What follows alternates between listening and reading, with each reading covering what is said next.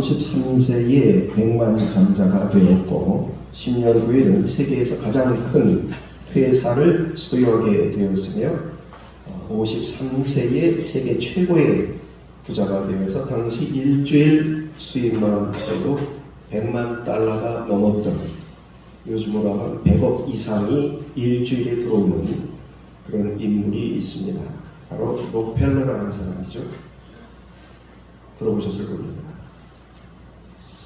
그는 자신이 그와 같은 삶을 살게 되기까지 어머님께서 남겨주신 교훈이 큰 힘이 되었다, 그렇게 고백한 바가 있습니다. 자, 그렇다면 록펠러 어머니가 그에게 일생 동안 잊지 말도록 당부하면서 남겨준 그 교훈은 무엇이었을까?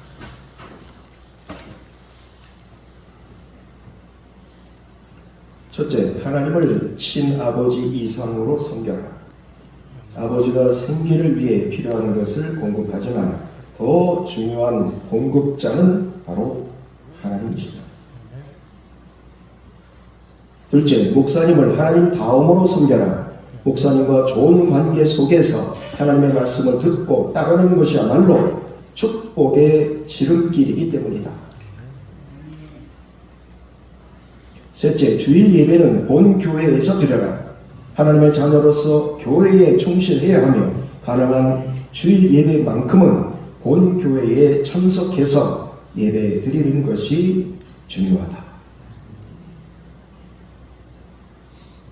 넷째, 오른쪽 주머니는 항상 11조 주머니로 하라. 하나님께서 주신 물질 가운데 11조를 구별해서 먼저 하나님께 드리고 나머지를 가지고 사용해야 한다.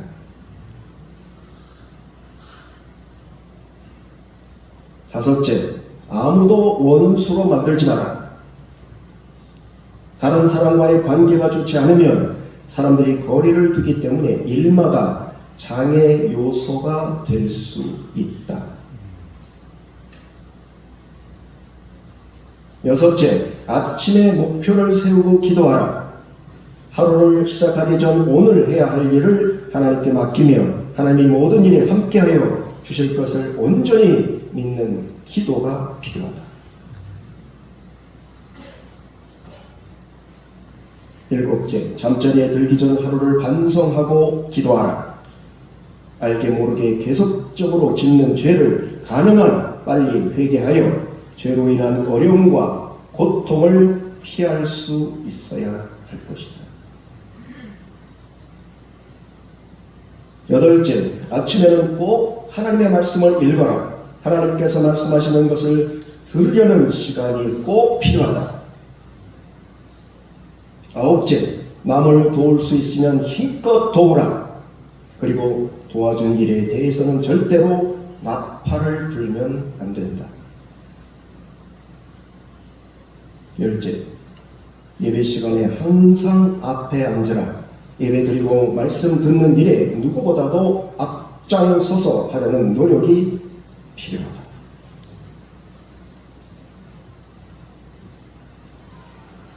참으로 지혜로운 어머니가 아닐 수 없습니다. 그녀의 교훈 가운데 우리가 특히 주목해 볼 부분은 자기 자식이 하나님의 은혜를 누리며 살 수 있도록 하나님의 말씀을 가까이 하도록 당부한 것이죠. 아침에는 꼭 하나님의 말씀을 읽어라. 그녀는 믿었습니다. 하나님께서 당신의 말씀을 읽는 자녀에게 반드시 은혜를 베푸시고 복된 길로 인도해 주실 것이라는 사실을.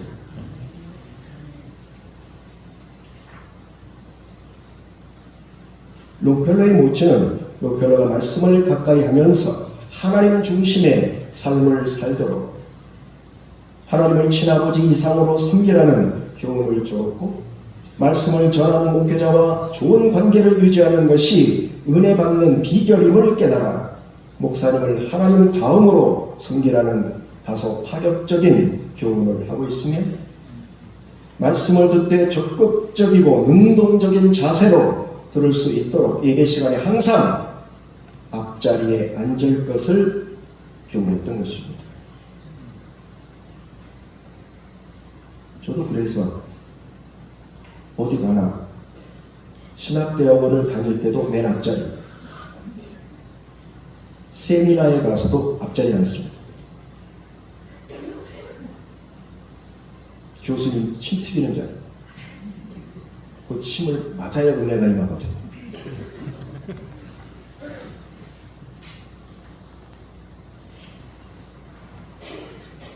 록펠러는 바로 이 교훈을 평생 마음에 두고 살아갔으며 어머님의 바람대로 하나님의 큰 축복을 받아 많은 사람이 부러워하는 삶을 살 수 있었던 것이죠.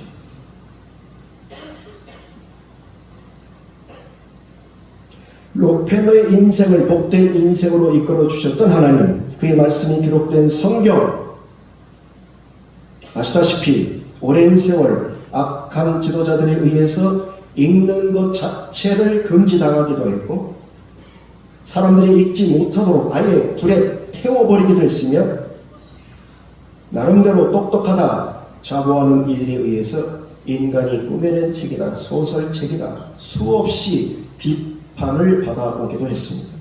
지금도 그 비판은 계속되고 있습니다. 수천 년이 지난 지금도 아마 영원히 계속되겠죠.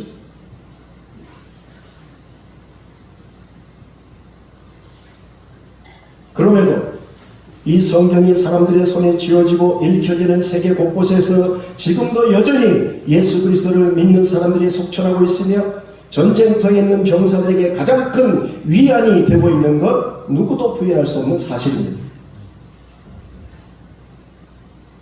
그리고 성경은 또한 교도소 감방으로 흘러들어가서 살인마 김대두 같은 잔혹한 범죄자들을 온유한 사람으로 소리 없이 변화시켜 나가고 있습니다. 말씀의 역사는 지금 이 순간에도 계속됩니다.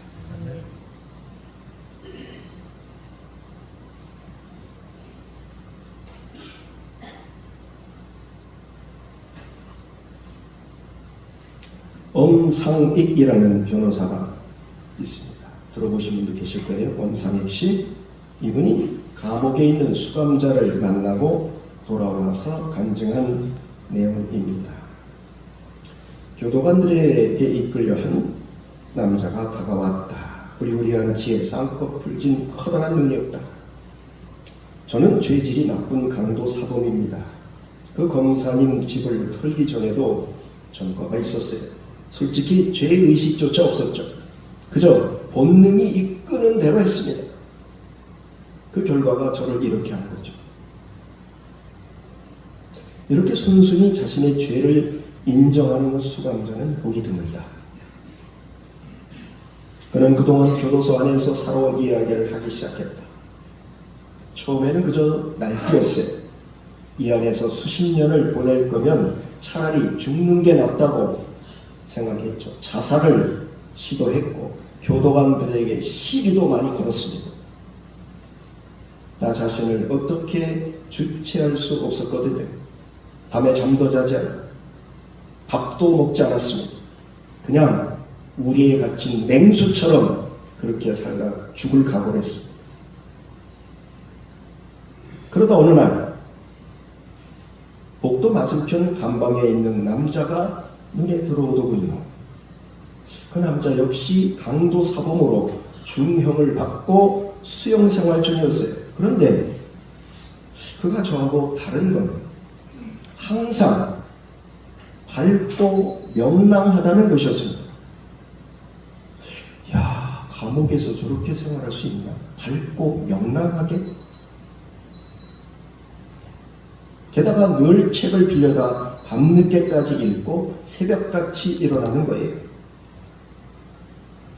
건너편 감방 사내에게 묘한 매력을 느끼기 시작한 그는 운동 시간이나 작업 시간에 그 사내에게 접근합니다.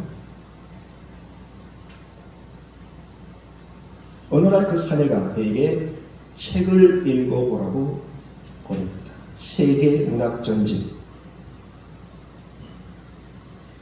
그로서는 처음 하는 독서여서 처음에는 뭐가 뭔지 혼란스럽기만 했다. 하지만 자신이 호감을 느끼게 된 사내가 처음 권한 일이고 해서 인내하며 계속 읽어보았다. 그러자 차차 마음이 안정되고 글들이 이해가 되기 시작했다. 그리고 그 사내가 두 번째 권한 책이 성경이었다. 그 성경도 열심히 읽었다. 교도소 운동장이 따뜻한 가을 햇살로 입혀져 여느 때 하는 달리 푸근한 마음으로 지내던 어느 날 오후 화단에 물을 주고 있던 그 사내가 불쑥 한마디 던졌다. 이제는 한 번쯤 피해자의 입장도 생각해 보는 게 어때?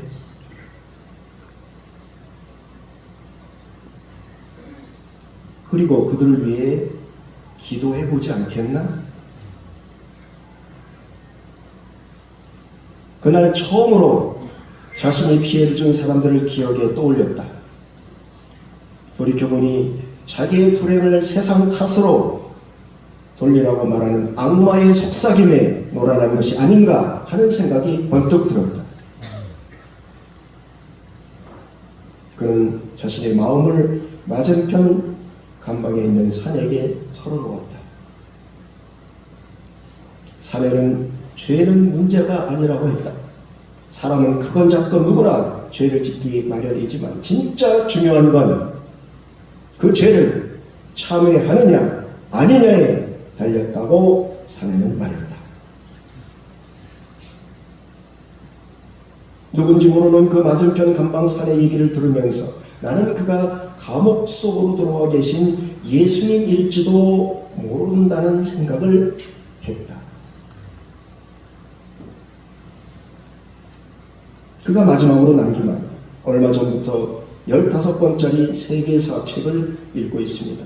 그 책에서 보니까 옛날에는 나 같은 중죄인은 재판도 없이 모가지를 댕감 잘라서 공중에 매달아 놓았더군요. 그나마 이렇게 책도 읽고 성경도 읽으면서 살 수 있는 것 은혜인 것 같아요.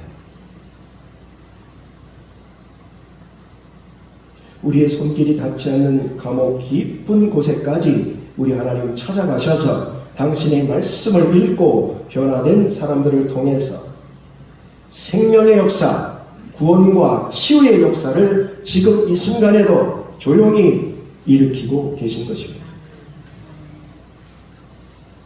문지기는 그를 위하여 문을 열고 양은 그의 음성을 듣나니 그가 자기 양의 이름을 각각 불러 인도하여 내느니라. 자기 양을 다 내어놓은 후에 앞서가면 양들이 그의 음성을 아는 고로 따라오되 타인의 음성은 알지 못하는 고로 타인을 따르지 아니하고 도리어 도망하느니라. 하나님을 알지 못하는 사람, 하나님을 믿지 않는 사람, 하나님의 말씀과 상관없이 살아갑니다. 아무 상관이 없죠. 그 말씀을 들을 필요를 느끼지 않죠. 설사 듣는다 해도 아무 느낌이 없습니다. 와닿지 않습니다. 그러나 하나님의 자녀들은 아버지의 말씀 듣기를 좋아합니다. 말씀에 귀를 기울이기 시작합니다. 하나님 아버지가 나를 사랑하셔서 나를 위해 주신 말씀인 것을 잘 알고 있기 때문에 이 말씀을 따라 사는 것이 인생의 진정한 행복을 가져다 준다는 것을 알고 있기에 말씀 듣기를 사모하는 것입니다. 사도행전 10장에 보면 하나님 말씀 듣기를 사모했던 한 인물이 나옵니다. 그는 유대 땅에 진주하고 있던 점령군 로마 군대의 백부장이죠. 그는 이방인이었지만 유대인을 능가하는 그런 순전한 믿음으로 하나님을 섬기고 있었습니다. 그의 이름은 고넬료. 그가 얼마나 하나님의 말씀을 간절히 사모하고 원했는지 그의 태도 속에 잘 드러나 있습니다. 사도행전 10장 24절입니다. 이튿날 가이사랴에 들어가니 고넬료와 일가와 가까운 친구들을 모아 기다리더니. 자, 지금 고넬료는 자신이 받은 은혜, 자기가 받은 복을 사랑하는 친척, 그리고 그가 아끼는 친구들과 나누고 싶은 것이죠. 너무너무 좋은데 나만 혼자 알고 있기는 안타깝다. 이거를 주고 싶다. 나누고 싶다. 그런 마음이 그 안에 솟구친 것이죠. 하나님께로부터 받은 복 너도 받아야 된다. 나만 받을 수 없다. 너도 받고 복 받고 잘 살아야 된다. 이것이 바로 복 받은 사람의 마음입니다. 그런 자기 혼자 말씀을 듣고 은혜 받으면 그만이라 생각하지 않고 하나님의 말씀을 좀 더 많은 사람이 들을 수 있도록 사람들을 불러 모아서 그들과 함께 베드로가 오기를 기다리고 있습니다. 25절 마침 베드로가 들어올 때에 고넬료가 맞아 발 앞에 엎드려 절하니. 여러분 이 광경을 한번 상상해 보시기 바랍니다. 유대를 점령해서 다스리고 있는 로마 장교가 그 지역 유지도 아닌 무슨 돈이 많다거나 지위가 높다거나 그런 사람도 아닌 저 갈릴리 외진 동네에 거기서 물고기를 잡으며 살아가던 별 볼 일 없는 그런 사람 앞에 엎드려 절을 하고 있습니다. 왜 그렇게 하는 겁니까? 오직 한 가지, 베드로가 하나님의 말씀을 가지고 있었기 때문이죠. 베드로가 예수 그리스도의 복음을 전했기 때문이죠. 그러기에 그는 베드로 앞에 엎드려 절을 하고 있는 것입니다. 바로 이러한 그의 마음이 더욱 잘 드러나 있는 구절이 33절입니다. 내가 곧 당신에게 사람을 보내었더니 오셨으니 잘하였나이다. 이제 우리는 주께서 당신에게 명하신 모든 것을 듣고자 하여 다 하나님 앞에 있나이다. 당신에게 명하신 모든 것을 듣고자 하여 다 하나님 앞에 있나이다. 고넬료 앞에 서 있는 사람 베드로라는 평범한 사람이죠. 점령군 장교로서 얼마든지 무시할 만한 사람입니다. 신분으로 보자면 정말 아무것도 아닌 사람이죠. 그런데 뭐라고 말합니까? 우리는 지금 하나님 앞에 있습니다. 바로 이것이 은혜 받는 비결입니다. 바로 이것이 말씀을 제대로 듣는 비결입니다. 고넬료는 가난한 심령으로 빈 마음으로 그 말씀을 전하러 자신을 찾아온 베드로 앞에 겸손히 엎드려 있었던 것이죠.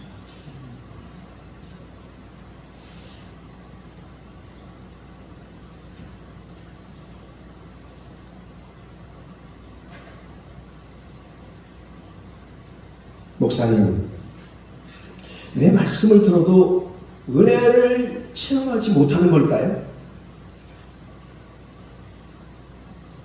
왜 그토록 많은 설교를 듣는데 마음에 와닿지는 않는 걸까요? 왜 변화가 없을까요? 제 삶에는?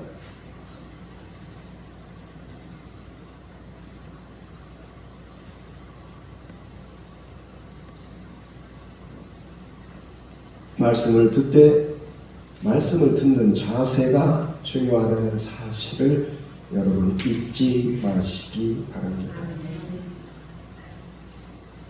자세가 중요합니다. 자세가 중요합니다.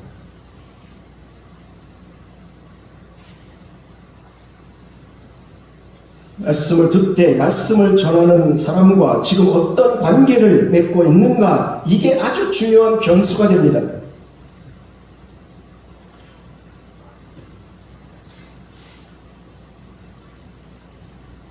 고넬료처럼 빈 마음으로 겸손한 자세로 주의 종을 귀하게 여기는 마음으로 말씀을 들을 때에 비로소 하나님의 말씀이 그 심령에 박히게 될 것이고 자신의 인생의 힘과 위로와 능력 되시는 그 말씀을 경험하게 될 줄로 믿습니다. 여러분 이걸 절대로 잊지 마세요. 많이 듣는다고 능사가 아니에요.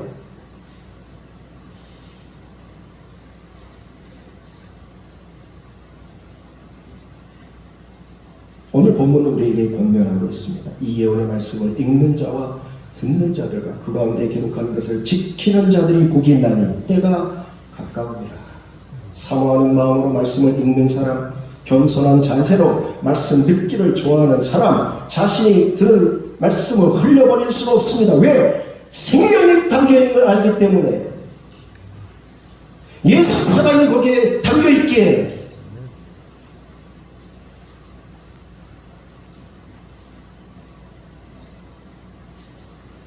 열왕기상 2장 3절 말씀입니다. 내 하나님 여호와의 명을 지켜 그 길로 행하여 그 법률과 계명과 율례와 증거를 모세율법에 기록된 대로 지키라. 그리하면 내가 무엇을 하든지 어디로 가든지 형통할지라. 하나님께서는 이미 저와 여러분에게 형통의 길을 보여주셨습니다. 이미 우리에게 복된 삶을 어떻게 살 수 있는지 가르쳐 주셨습니다.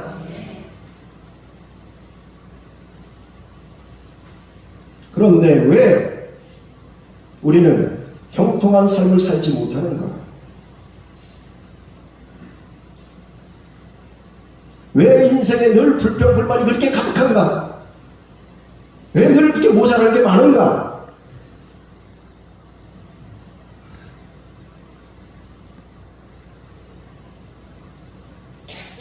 왜 얼굴이 그렇게 편치 못한가?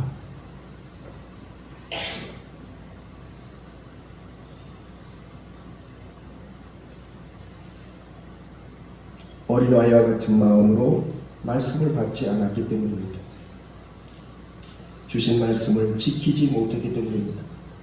듣고 돌아서서 마치 듣지 않은 것처럼 살아갔기 때문이죠. 말씀은 들었지만 말씀과 상관없이 살았기 때문이죠. 순종하지 않았기 때문이죠.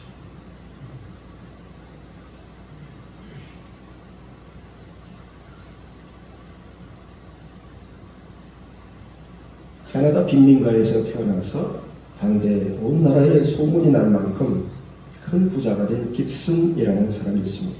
이분은 처음엔 물방앗간 심부름꾼으로 시작을 했는데 후일 엄청난 재산을 모아서 거부가 된 인물입니다. 어느 날 그 인생 여정을 취재하기 위해 온 기자가 그에게 어떻게 그런 큰 성공을 거둘 수 있었는지 비결을 묻습니다.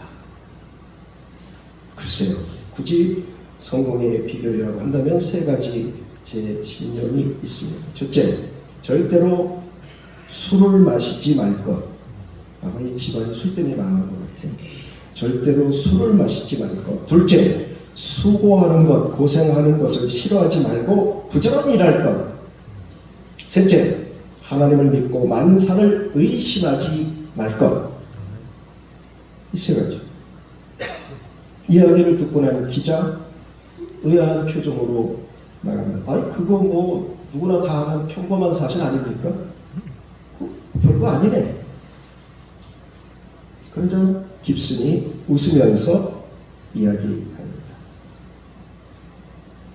알고 있다는 것은 그렇게 중요한 것이 못 됩니다. 누구나 다 아는 하찮고 사소한 일이라도 그것을 실천하지 않는다면 무슨 소용이 있겠습니까?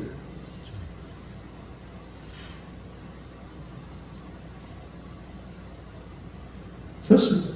아무리 전지전능한 하나님, 우리를 사랑하셔서 당신의 명예를 걸고 우리에게 약속의 말씀을 주신 그 하나님이라 하더라도 우리가 말씀을 듣고 순종하지 않는다면, 말씀대로 실천하지 않는다면 이 말씀이 대체 우리와 무슨 상관이 있겠습니까? 그저 많은 책 가운데 하나지. 수천 수만 권의 책 가운데 하나일 뿐이지.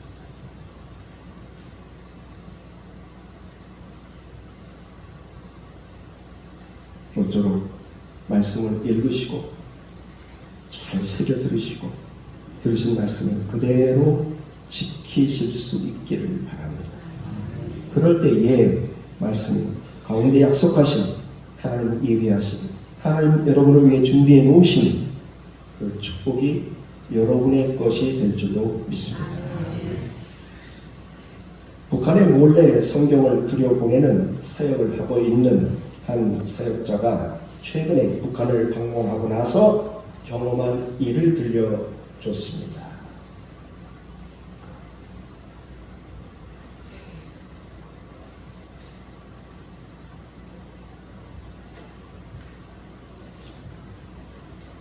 얼마를 지났을까? 교인들은 몇십 년이 지나도록 힘겹게 지켜온 믿음에 대한 이야기를 시작했다. 여기에서 10명 정도 모여서 모임을 갖고 있습니다.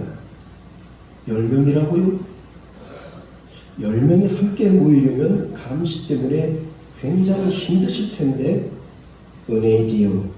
하나님께서 우리들을 홀로 남겨두지 않으시고 이렇게라도 서로 만나 예배할 수 있으니 은혜 중에 은혜디요. 우리도 야곱처럼 험악한 세월을 보냈디요.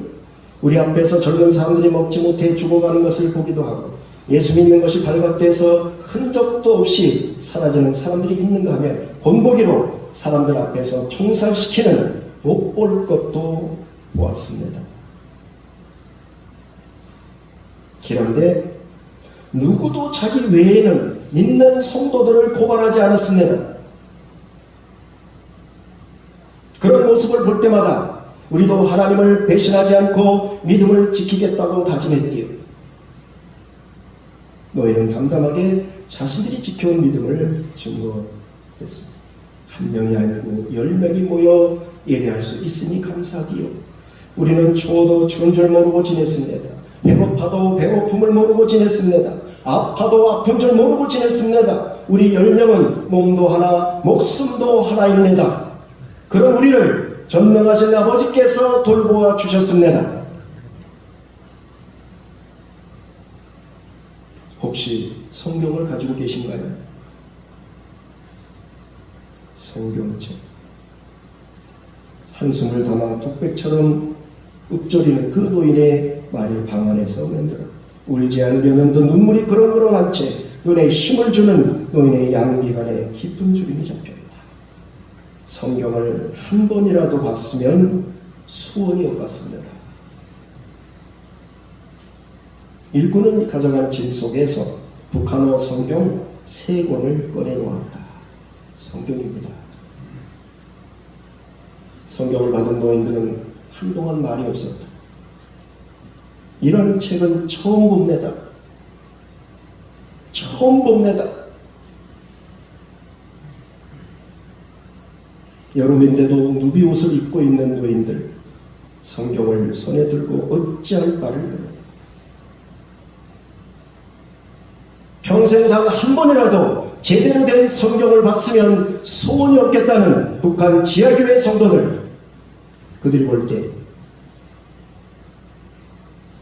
성경책 들고 다니는 것이 귀찮아서 빈손으로 와서 예배드리는 우리의 모습은 과연 어떻게 비춰질까?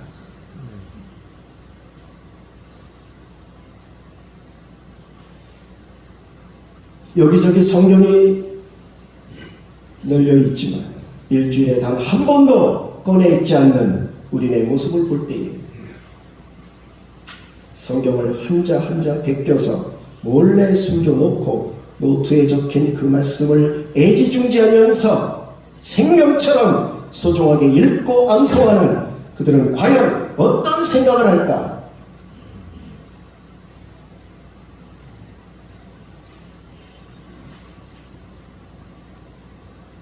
우리는 북한에 있는 성도들, 그 못 먹고 헐벗은 그 억압당하면서 살아가는 그들을 참 불쌍히 여기면서 우리는 기도합니다. 주님, 저분들 참 너무 불쌍합니다. 저들에게 자유를 좀 주시고 먹을 것도 좀 주십시오.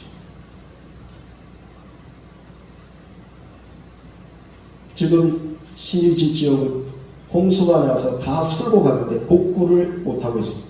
복구할 여력이 없어요. 자원이 없어요. 그냥 내팽개쳐줍니다.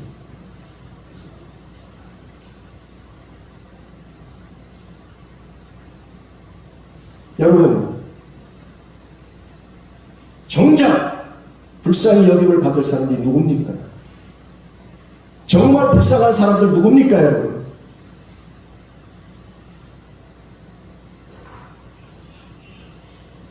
저와 여러분 아니겠습니까?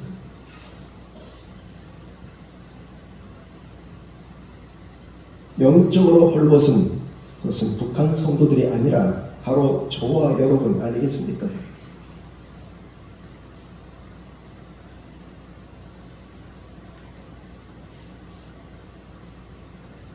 하나님께서 이 시간 우리에게 말씀하십니다. 이 예언의 말씀을 읽는 자와 듣는 자들과 그 가운데 기록하는 것을 지키는 자들이 복이 있나니 때가 가까우니라. 같이 기도하시겠습니다.